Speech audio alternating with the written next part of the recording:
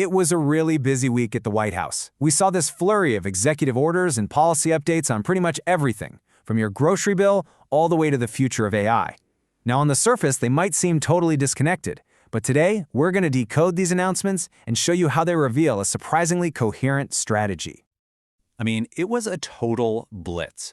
In just a few days, you've got executive orders, economic updates, new policy initiatives, all coming out at once. And these actions, they seem to cover a lot of ground, right? From the price of food to artificial intelligence. But are they really as disconnected as they look? For starters, one of the biggest executive orders is aimed at what the administration calls price fixing in the American food supply chain. They're basically suggesting that some anti-competitive stuff is happening that's driving up your costs. Then you have another one that deals with the future of technology, and it's raising concerns about the potential for what one White House fact sheet actually calls woke AI. And all this is happening while the administration is putting out some really bold economic messaging, celebrating what it's labeled the largest tax cuts in American history. We're definitely going to dig into the details of who really benefits from those in just a bit. So you gotta ask, right? What's the common thread here? Is there a grand plan? In this explainer, we're going to connect the dots. We'll break down the week's announcements into 3 key areas, and we're going to start with the administration's story about the economy. All right, first up, the economy. Based on a bunch of articles and speeches from this week, the White House is painting a very specific picture of economic recovery and progress. Okay, so what's really interesting here is the framing. The administration is presenting its economic performance as a complete reversal of the previous term. As you can see from their own data, key things like inflation and gas prices are shown trending down, while real wages are supposedly on the rise. Now, that's a powerful story, for sure. But it's also worth pointing out that most economists would tell you these trends are usually caused by all sorts of global factors, not just the policies of one administration. And this message wasn't just in some dry report. It was the absolute centerpiece of a rally in Pennsylvania. In his speech, the president directly tied these economic numbers to his administration's policies, flat out declaring that America is back. And to back up that economic story, the administration is pointing a finger at trade. According to one of their articles, the U.S. trade deficit has dropped by over 35% compared to last year. They say this sharp decline is a direct result of their America First trade agenda and using tariffs. Of course, many economists would argue that trade deficits are influenced by a whole bunch of other things, like consumer demand and currency rates. Okay, so that's the story they're telling. But how does that turn into actual policy? Well, the first major executive action of the week hits pretty close to home for a lot of Americans: the rising cost of food. So the problem they're identifying here is price fixing. The executive order says this kind of anti-competitive behavior threatens the food supply. And it points out that some companies have already settled civil lawsuits over this very practice. It also makes a special point to mention concern about the role of foreign-controlled corporations. And here's the solution they're putting on the table. It's a classic two-pronged federal attack, creating brand new, dedicated task forces inside both the Department of Justice and the Federal Trade Commission. And their job? To investigate, prosecute, and fix any anti-competitive behavior they can find. All right, next up, we're moving from the grocery aisle over to Wall Street.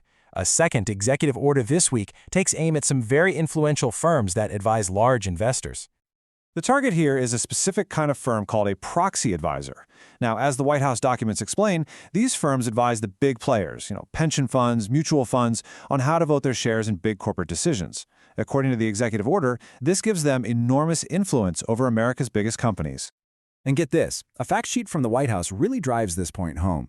It says that just 2 foreign-owned firms, Institutional Shareholder Services and Glass Lewis, control over 90% of the entire proxy advisor market. That's a huge concentration of power. So the executive order gets a bunch of federal agencies to take action.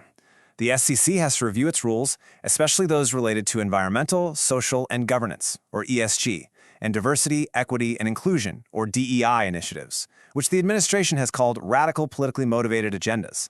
The FTC is going to investigate for anti-competitive practices, and the Department of Labor will review rules for retirement plans to make sure they're prioritizing financial returns for workers. And for the third major action of the week, we're shifting gears to tech, with an executive order designed to shape the future of artificial intelligence right here in the United States. The administration is basically framing this as a choice. The problem, as they see it, is this messy patchwork of 50 different state-level regulations, which they argue just creates confusion and holds back innovation. The solution they're proposing? To create one single, minimally burdensome national standard, A fact sheet from the White House gives us a pretty direct quote from the president, and it really gets to the heart of their concerns. It highlights this fear that individual state laws could actually embed ideology into AI models and, again, hammers home that call for one federal standard. So how are they planning to make this single standard happen? Well, here's the playbook. The order creates a new litigation task force at the Department of Justice to challenge state AI laws. It also tells agencies to potentially withhold federal broadband funding from states that have what it calls onerous AI laws. And it calls for creating a federal law that would just override any conflicting state laws. It's a multi-pronged approach using both legal and financial muscle. Okay, so let's pull back for a second. We've looked at the economic messaging and these 3 huge executive orders. So what's the big picture? When you put all the pieces from the week together, a really clear philosophy of how to govern starts to take shape. You know, across all the week's announcements, you see these themes pop up again and again. There's a really strong emphasis on deregulation to drive economic growth. There's a clear strategy of using federal power to overrule state-level regulations. We saw that with AI Order. The America First idea is central to trade policy, and there's a direct challenge to corporate ESG and DEI initiatives. And finally, a recurring theme you hear from the president this week is this idea of peace through strength. And all of this leaves us with one really big, thought-provoking question. The actions this week, especially on AI policy, are a major assertion of federal power over the states. And this isn't just some abstract legal debate. It has real effects on how policies that affect our daily lives get made. So it leaves us with a crucial question to think about. How might this approach reshape that long-standing balance of power between Washington and the states? And what is that going to mean for all of us in the years to come?